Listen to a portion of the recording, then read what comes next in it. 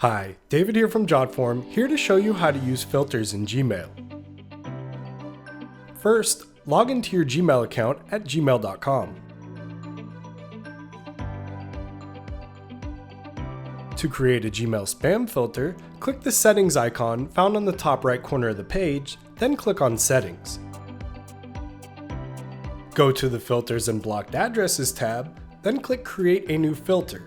This will bring down the Gmail filters setting.